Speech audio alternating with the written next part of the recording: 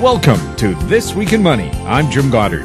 Today, CIBC Wood Gundy's Ross Clark tells us gold has likely hit its intermediate low. Hilliard MacBeth, author of When the Bubble Burst, Surviving the Canadian Real Estate Crash, on whether BC's 15% foreign real estate buyer tax could cause that crash. Also, 3 tips to avoid being a crash victim. We'll talk to Ross Clark right after this. I'm Larry Ray, President and CEO of American Manganese, Inc., listed on the TSX Venture, ticker symbol AMY, A-M-Y, with proprietary patents in the U.S., China, and South Africa. Our focus is on recycling lithium-ion batteries for electric vehicles. China recently legislated the responsibility for recycling onto their electric vehicle manufacturers and importers. For more information, please visit AmericanManganeseInc.com or phone me, Larry Ray, at 778-574-4444. Welcome to This Week in Money, the source for market opinions. Here is Jim Goddard. My guest is Ross Clark, investment advisor at CIBC Wood Gundy in Vancouver. Welcome back to This Week in Money, Ross. Nice to be with you, Jim. Precious metals, how are they doing, and are they going to continue to rise in value, or are they going to take a little break for us? Well, I think we actually just had that little break, had a pullback here in the last couple of weeks, bottomed out about a week and a half ago, and the important thing here was that they gave back enough to make it interesting in that they pulled back below some of the shorter-term moving averages. You look at the 20-day average, which gold, silver, and the mining-related companies pulled back below their averages, but they did not violate the breakouts above those April-May highs that we had seen. So the key for us was that as long as the upside bias was in place, corrections would be allowed. But the fact that we are now so far along in this run since the bottom of the bear market, it becomes very, very problematic from a technical perspective. We're 27 weeks into the rally since the mining stocks bottomed.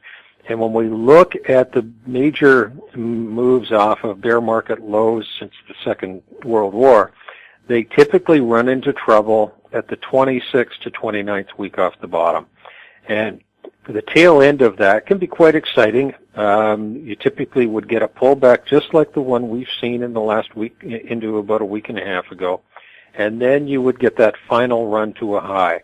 And you'd look to see a good overbought set of readings kick in on things like the relative strength.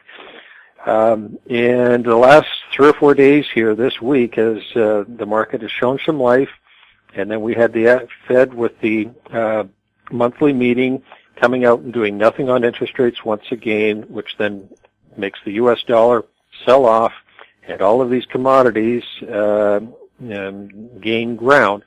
It looks as though we're into that stage where we can get the final run. I would think it lasts maybe a week, 10 days at the best. And that then can set up for the more significant correction, the first one that you typically will see in the early stages of a bull market in these precious metals. So, interim high probably just around the corner. Maybe we'll get up to my major objective line on gold at the 1410 to 1420, which is where I've got a trend line or a speed line coming down from the all-time high. It'll take a bit to do that. We're still $50-odd, $60 away from that, but we could easily do it in a period of a week or 10 days. Oil prices slowly coming down. Is that going to continue? I think that we're pretty much looking at an interim low here. You know, we had looked for a high in oil coming off the low to stretch out into a 3 to 4 month window, then have a correction. We had a lot of resistance in that April-May stretch at $50. We've been easing off and gained a fair amount of momentum on the downside in this last 2 weeks. Crude got down into the $40.50 range as of the tail end of the week, but it's now down 20% off the high, and that is so similar to the action that we've seen in the other bottoms in subsequent market action since 1986. And you got to remember, with the oil market, we didn't really trade freely until the 1980s, so there's not a lot of history there.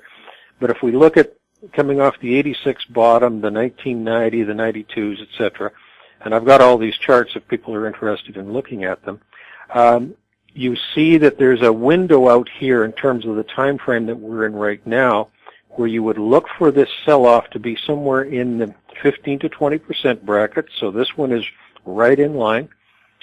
We would also look for a real bearish attitude coming out, and you're seeing that. The inventory numbers for this last week for both oil and for gasoline were very bearish. The oil market did sell off on the news, but reversed a little bit on Friday to show a bit of buoyancy. But from the technicals, we've got the right number of days down here. I've got 9 consecutive days of closes below 4 days earlier. That signal we call a TD sequential. It happened on Thursday, and it's typical to have that on the actual low day or within 2 to 3 days of the bottom. So very good possibility here that oil is bottoming out. And if we take a look at the stocks, you see that the oily stocks had a rough end to the week, reversed a little bit on Friday near the close, type of thing we'd be looking for at the bottom.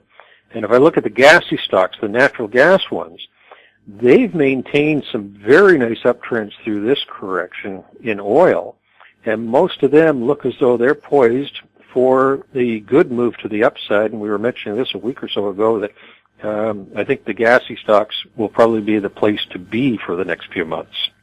Ross, you said you had some charts about the oil industry. How would a person get them? Right. If they send me an email at ross.clark@cibc.ca, I've got a few things there that might be of interest to those who like to look at the charts. Ross, have yourself a great BC day. I plan on it, Jim. My guest has been Ross Clark, investment advisor at CIBC Wood Gundy in Vancouver. Coming up next on This Week in Money, Hilliard MacBeth. Always consult your investment professional before making any investment decision. GEM International is a new diamond explorer in the richest diamond producing country in Africa, located next to the 4th largest producing diamond mine in the world. International Spotlight is on an 1109 carat diamond recently discovered in Africa by a fellow Canadian junior with a proven operator and finance team. GEM International trades on the TSX Venture Exchange, symbol GI. Visit us at gemdiamondmining.com. This Week in Money is archived online at talkdigitalnetwork.com. My guest is Hilliard MacBeth, author of the book When the Bubble Burst, Surviving the Canadian Real Estate Crash. He's also a portfolio manager and financial advisor in Edmonton. Welcome back to This Week in Money, Hilliard.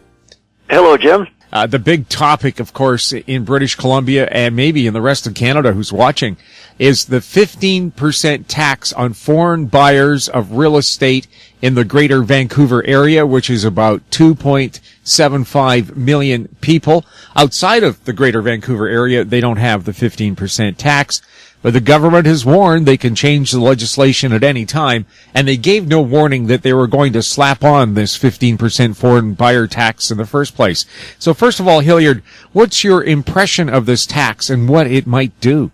Right. I think it's a pretty big deal. I was just reading about it, and it's obviously hit people in a very sudden way. All of the transactions that are expected to close after August the 2nd will be affected. So even if somebody put a down payment on a condo or something that doesn't close till September or December, they'll still have to pay that. So there's a lot of angst, and 15% is a very large, the average home price in Metro Vancouver is probably $1.5 million. So we're talking $500,000, $225,000. I was thinking of a $3 million home.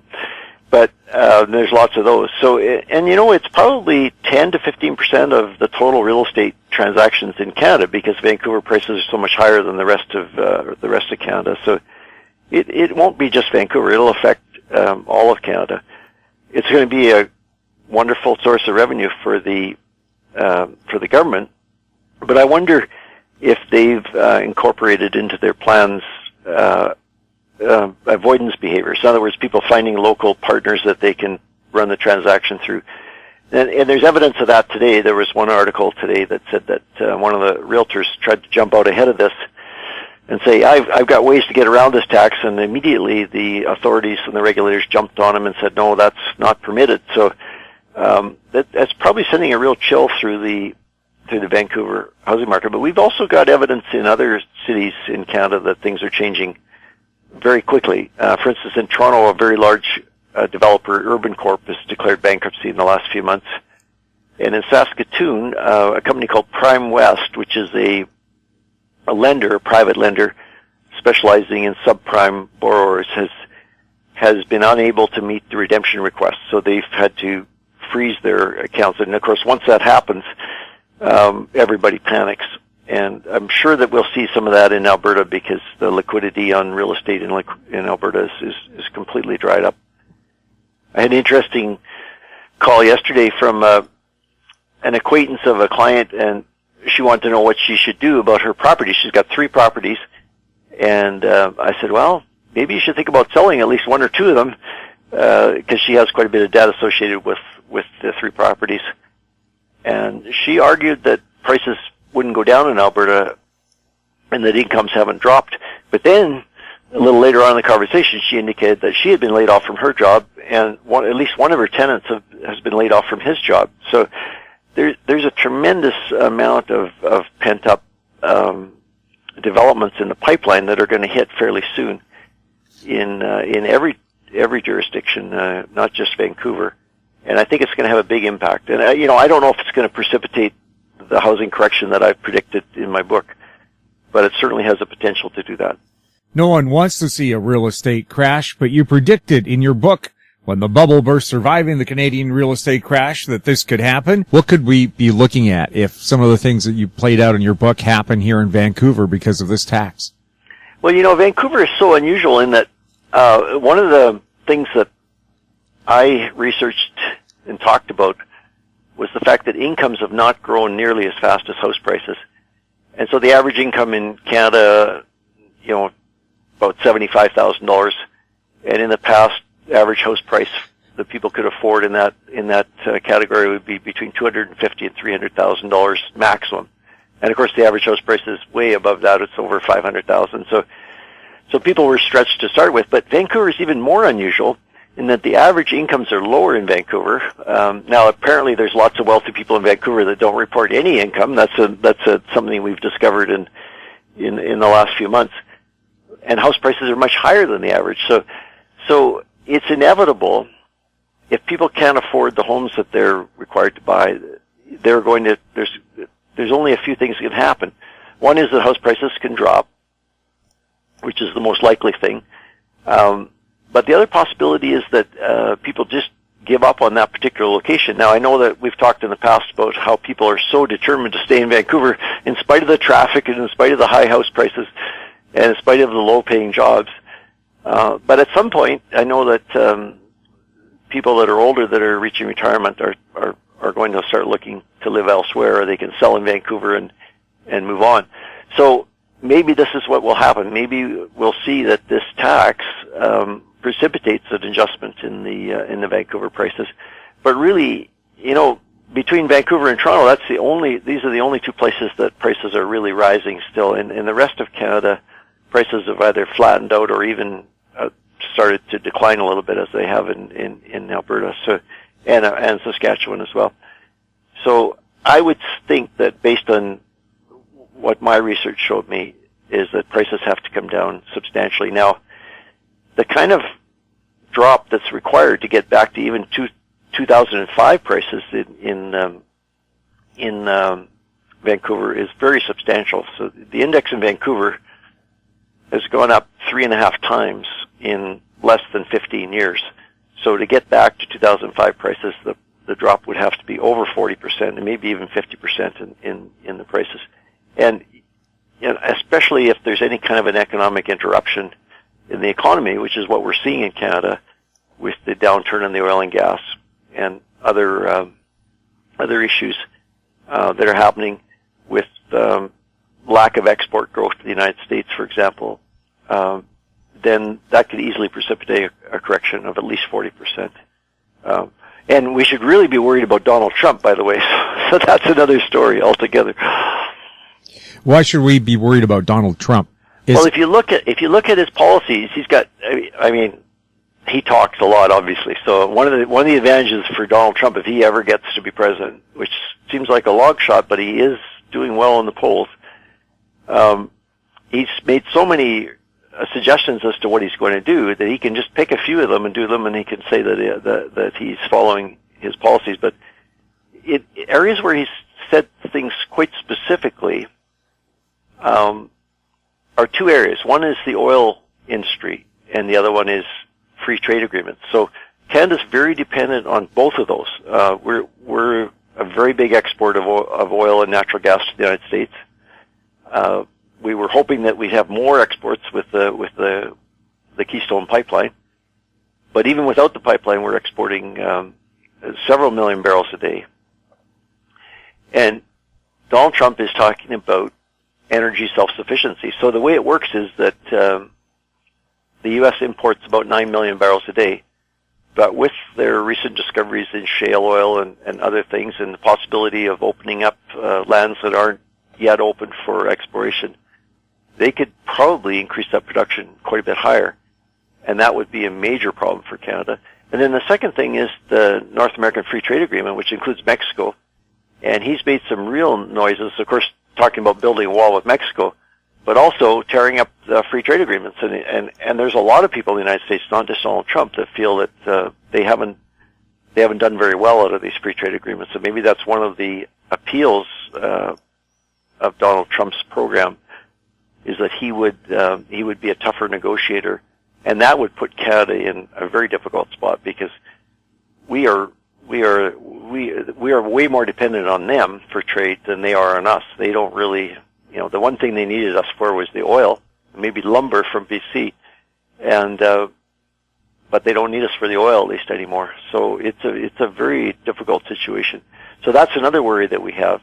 But the bigger worry, getting back to real estate, is the real estate as a component of the economy is extremely high. It's over 7% of GDP. The long-term average is 5.7% of GDP, and it could easily drop well below that if we got into when we get into a correction in housing investment, because we've been over-investing in housing for many, many years now.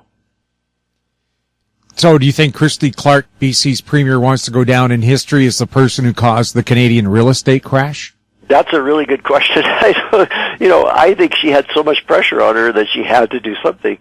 And I must admit, I was a little surprised at how aggressive the action taken was, in the sense that 15% tax is a very big tax. And,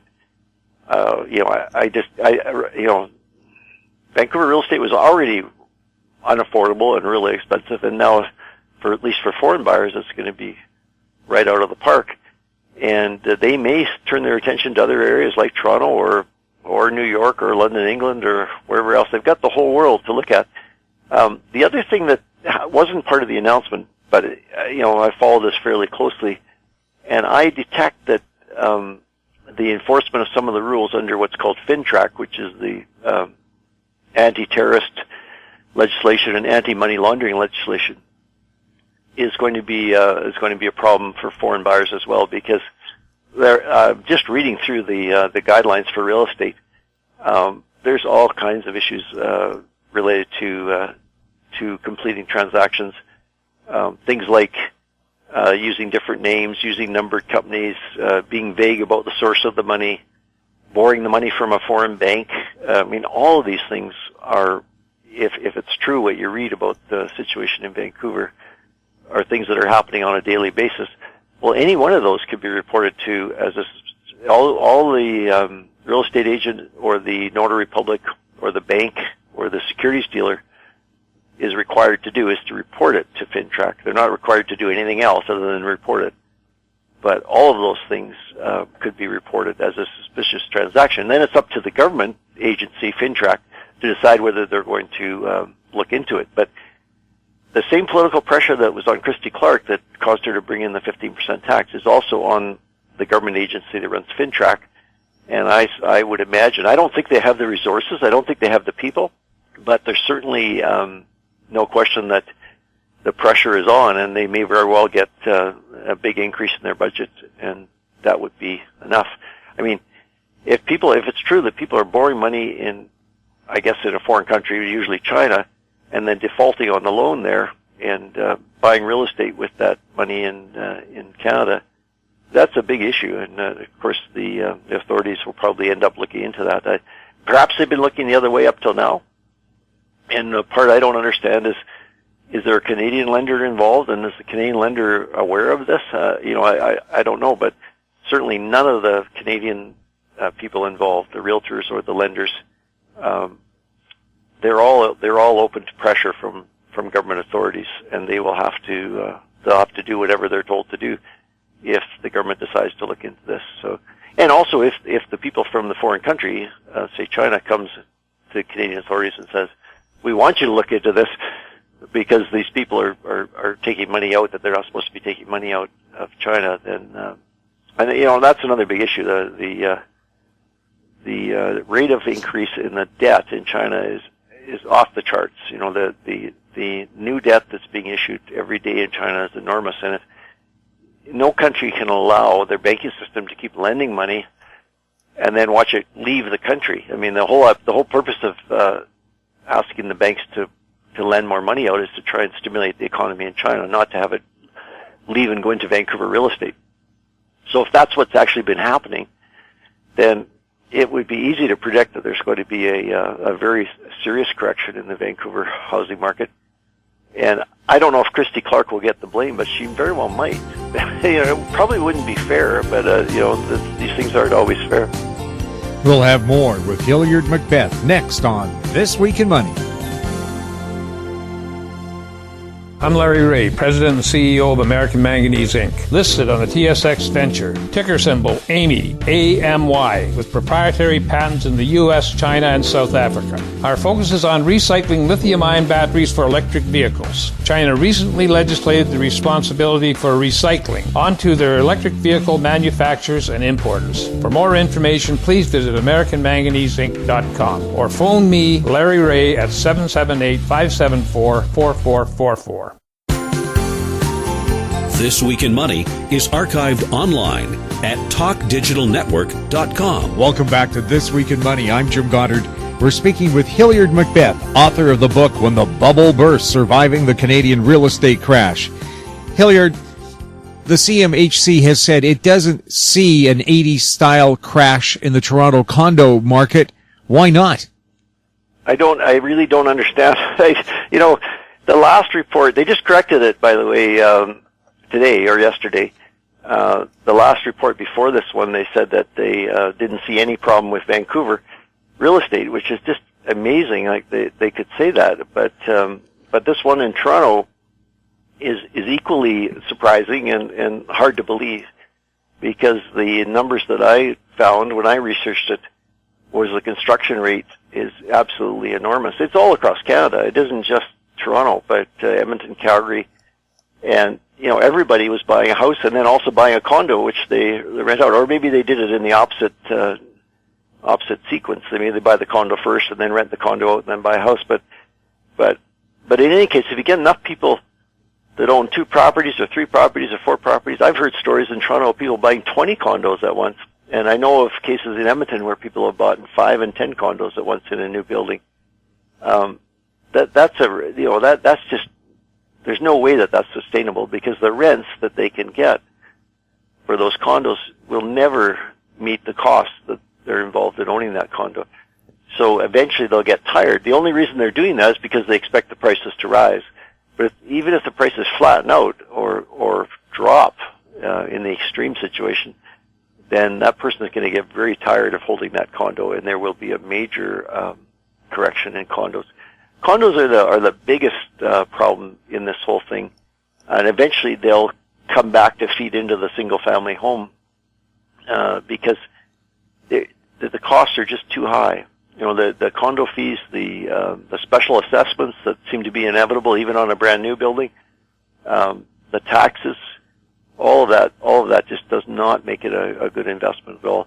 And you think about it, they keep building new condos, so if somebody bought a condo 5 years ago, it can never match up to a brand new condo with all the latest features. So they're really hard to resell 5 years later as well. So there's the only thing in real estate that I could find that causes price appreciation is the value of the land. And you can see that in Vancouver. Obviously, the people that are paying $3 million for a tear-down house in Vancouver, they're not buying the house, they're buying the land. And that makes sense, perhaps, although I would argue that it's in a bubble and it's overdone. But at least they've got something of some tangible value, and maybe they're overpaying for it. But in the case of condo, the condo doesn't have any land. It's got a little bit of land associated with it, but you don't have any control over that land. There's a whole bunch of other people that have a tiny fraction of the land as well. And it's a very small percentage of the total value of the condo, maybe 10%. So there's no way that the value of the land underneath the condo can rise quickly enough to compensate for the drop in the value of the building as it gets older and needs all that maintenance. I mean, a 20-year-old condo is a nightmare in terms of maintenance, 30-year-old condo, 40-year-old condo. So people that are buying condos aren't really thinking it through in terms of what they're actually getting for their investment. It's a terrible investment. Hilliard, an unintended consequence perhaps of this 15% tax on foreign buyers in the Greater Vancouver area is that, well, okay, I won't buy luxury real estate in Greater Vancouver. How about mid-range or bottom-range properties? Would that have an unintended effect of actually making homes less affordable for the native people of Vancouver? I don't know about that. That's a really good point, and I haven't really thought that through. One of the things, you think about, let me just do a hypothetical for you. Imagine there's 10 houses on a street, and everybody on that street thinks that their house is worth $500,000, and obviously in Vancouver it would be a modest neighborhood. And then a foreign buyer comes along and pays $1 million for one of those houses. Now, does that mean that all of the houses on the street now just doubled in value? Or, if the foreign buyer disappears, then do those houses all go back to $500,000, or was it just a one-off thing? So I think the impact of the foreign buyer would not be as great if they start targeting cheaper houses. I think the magic of what happened in Vancouver, I'm talking as if it's over now, maybe it's not over, but let's say it's over. The magic of it was these kind of benchmark transactions at $3 and $4 and $5 million in West Van or in some of these neighborhoods like Kerrisdale and like that. That caused everybody else to say, well, if that house is worth $3 million, my house is worth at least $1 million, right? So they adjusted all the way up. But I don't think it has the same impact. First of all, for one thing, there's way more houses that are in the cheaper category, in the more modest price category. So the buying power spread over that many properties wouldn't have as big an impact. And secondly, it doesn't have that marquee kind of thing. I remember years ago, it was probably 10 years ago, when Hong Kong was in the middle of a similar housing boom. There was a transaction right at the very top of the hill in Hong Kong. So, as you know, Hong Kong, the prices get more and more expensive as you go up the hill, and at the very top, they get very expensive. And there was an $80 million transaction in one property there. And then for some reason, there was an investigation, and they found out that it actually was a fake transaction. It was a guy that wanted to get people excited about his development that he was doing, so he did a fake transaction with a friend of his, and there wasn't really actually any sale of $80 million. But the reason he did that, he got caught, but the reason he did that was because it got everybody excited, and they said, well, if some guy's willing to pay $80 million for that place, it isn't such a big deal for me to pay $2 million for this more modest place down the hill a little ways. So I think that's the magic of the foreign buyers coming in. And if it's true that they don't care how much they pay because they're just trying to move money out of a dangerous situation that they need to get the money out in a kind of a desperate way, then buying the more modest properties, to get back to your question, doesn't really solve their problem. They need to buy expensive properties because they got more money to move. So So I don't think that's what's going to happen. I suspect it might be the opposite. I think what was happening was the people that were selling the expensive properties to the foreign buyers were then turning around and buying a more modest place and pushing the prices up and putting some of the money into investing for their retirement. And so if they're unable to sell their property, then the whole thing just slows right down. And that's more likely what will happen is the transaction. The pace of transactions slows down dramatically. I mean, it isn't just this 15% tax, but there's a transfer tax, and then it goes up from 1 to 2 to 3%. There's a lot of costs involved in Vancouver real estate. And once people get the sense that maybe the prices aren't going up anymore, then why pay all that money? You know, most of it is probably speculation on the increase in prices, and once that possibility seems more remote, then I think we'll be surprised at how quickly the bid disappears on Vancouver real estate. What happens to the people who paid $4 million for a house that all of a sudden drops in value to $3 million? Well, you know, one of the things that, I mean, if they can afford it and they paid cash or the mortgage is small, hard to imagine how the mortgage could be that small on a $4 million house. If they're very wealthy people and they paid cash, then so what, right? It doesn't really make any difference. It's not going to. In fact, there's one benefit. The taxes might go down. The property taxes might go down. But I'm suspecting a lot of these people have actually borrowed the money and they're speculating, in which case they will probably have to default. And that's going to be that's where you get into the cascading effect of these corrections, where if it doesn't take very many people to default, it only takes 1 out of 10 or 1 out of 20 to default, and then that sets a new benchmark price that's lower than the previous price, and then you get a whole bunch of dominoes that start falling over. One of the things that happens right away, and it may already be happening, who knows, is the banks tighten up the availability of credit. If the banks sense that there's a change in the direction of the wind, they can move fairly quickly to. I mean, I've talked to people in Vancouver that said they were offered 5 and 6 times family income to buy a house, because that's basically what you need in order to buy a house in Vancouver, and even then you don't get much of a house.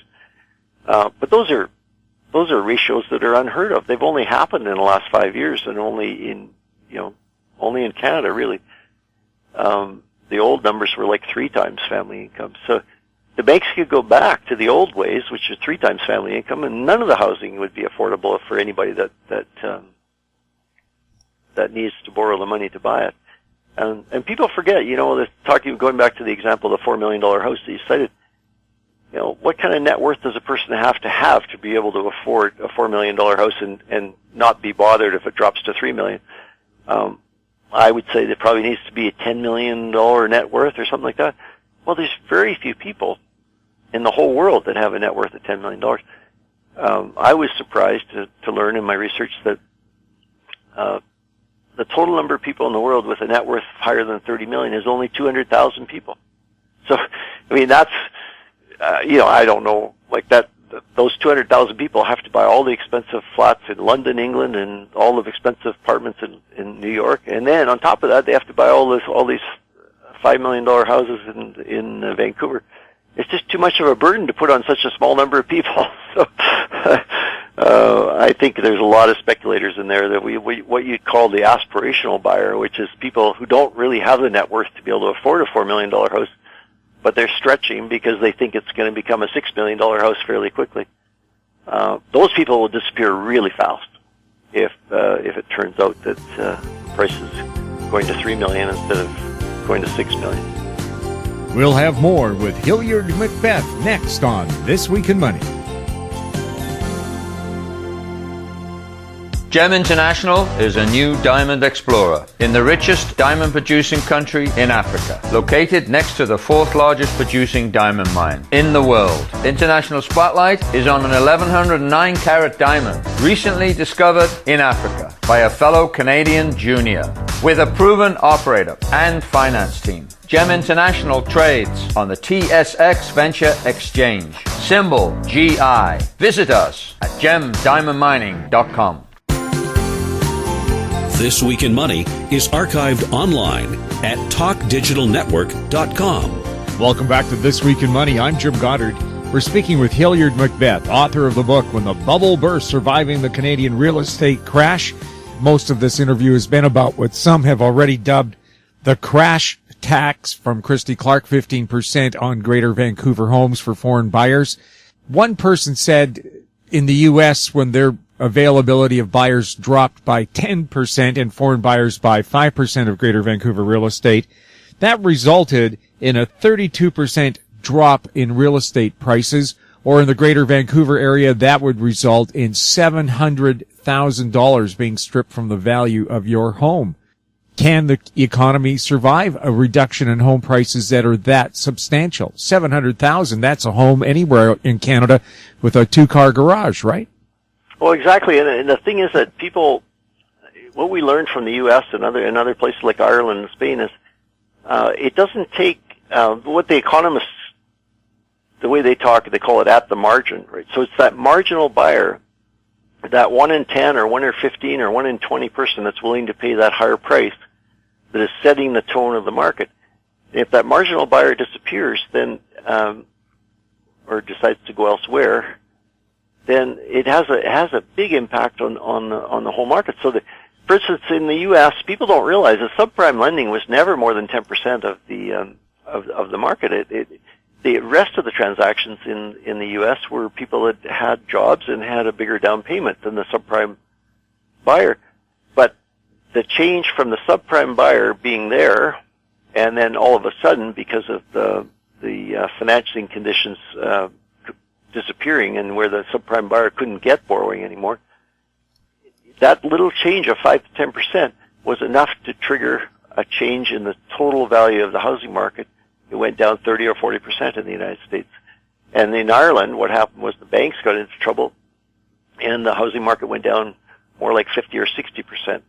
And it wasn't that the 90% of the people that actually had a down payment and actually had a job and were buying houses like a normal person would with a 20% down or whatever, something fairly reasonable.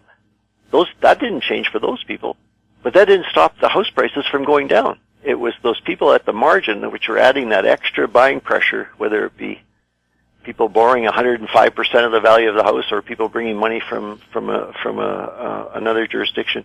You know, there's only really two new sources of money in the housing market. One is the first-time buyer that's coming in with a big mortgage, maybe a little help from the parents, the bank of mom and dad, and the foreign buyer. Those are the only two real sources of new money coming into the market. The rest of us, when we buy, we usually sell. We buy and sell. We do two transactions. So it isn't really a big impact on the market. And the other thing that I think generally isn't well known is that in any given year, only 5% of the houses turn over. So it's those benchmark prices where the price jumps 30% like it has in the last 12 months in Vancouver, that wasn't based on a large number of houses changing hands in Vancouver. It was a small number of houses, maybe 5%, maybe 7% of the houses. Does that mean the other 93% of the houses went up by 32%? I don't think so. I mean, mathematically, it's impossible for all of those houses to go up by that same value. In fact, if even 10% of the houses in Vancouver tried to claim their new valuation, if the price has gone from, say, $2 million to $3 million, if even 10% more of the houses in Vancouver immediately put their houses up for sale at $3 million, trying to cash in on that increased value, that would crater the market. So there's no way they could collectively ever get that amount of money. They could never realize on this new value that they have. What they can do is hang on to it and pay taxes to the city of Vancouver based on the new valuation. But if even a third of the people that are in that situation tried to sell their house all within the same year, there wouldn't be the liquidity available. And if on top of that the foreign buyer disappears because of this new tax, it wouldn't even be possible to get the number of people out that have been getting out in the last couple of years. So it's a very illiquid, and this is something that people are about to learn or be reminded of, I guess. It's a very illiquid thing, real estate. There's very little liquidity in real estate if any large number of people ever try to cash in on a real estate boom. And that's why real estate bubbles always burst. Well, Hilliard, the title of your book, When the Bubble Burst, Surviving the Canadian Real Estate Crash, well, what kind of advice can you give us? What's the number one tip in that book? The number one tip is if you have a large mortgage or if you're heavily indebted, it's really important to sell and get rid of that debt.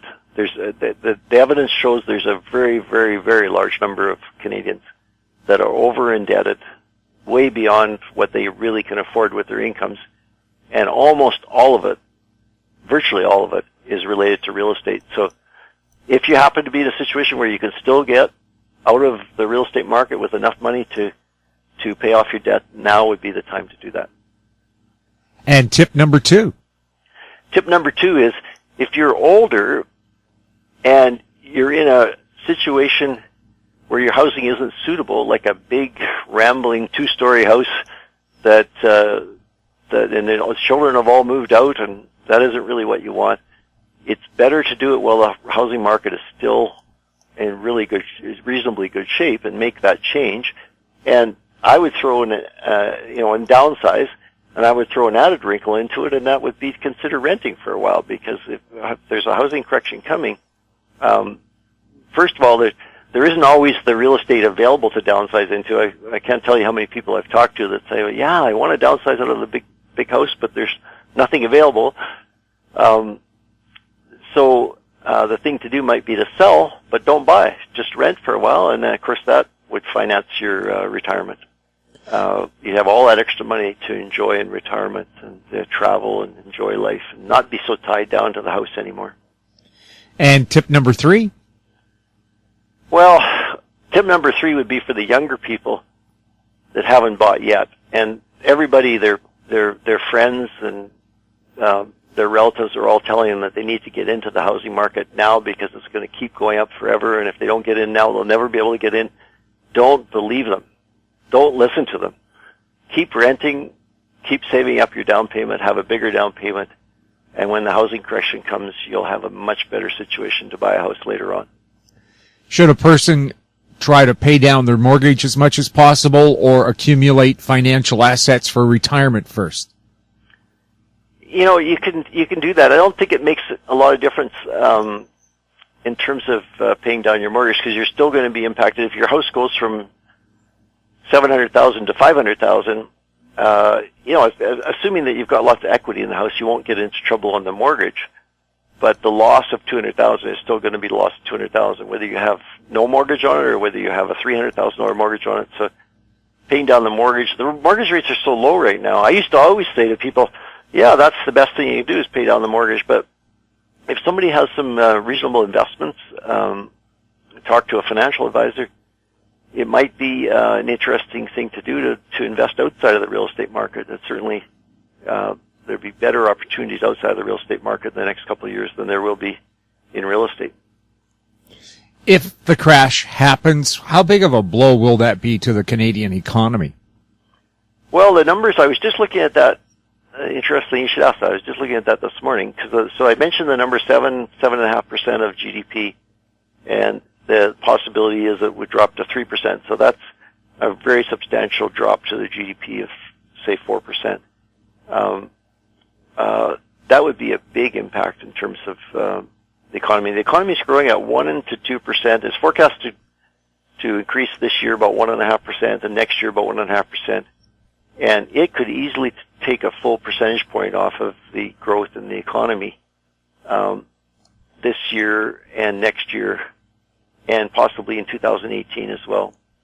So that's a very big change in the economy. And because the economy is growing so slowly anyway, it could easily tilt us over into a recession in Canada. There is already a recession underway in Alberta. The TD Bank said that the drop in the GDP in Alberta is going to be 6% peak to trough. It's twice as bad as the 1982-83, which was a pretty severe recession. I remember it. And they're saying this one is going to be twice as bad as that. It's going to be spread out over a longer period of time.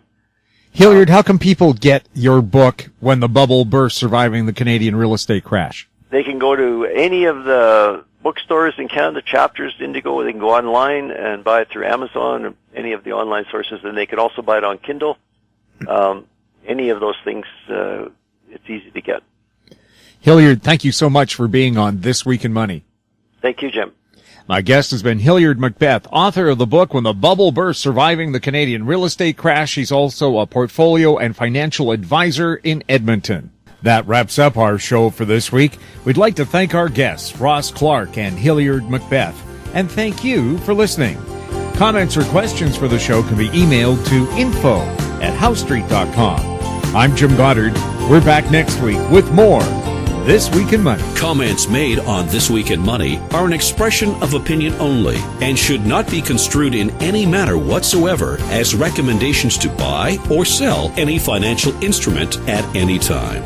Archived online at talkdigitalnetwork.com. This Week in Money is a production of House Street Media Incorporated. Executive producer is Tom Allen.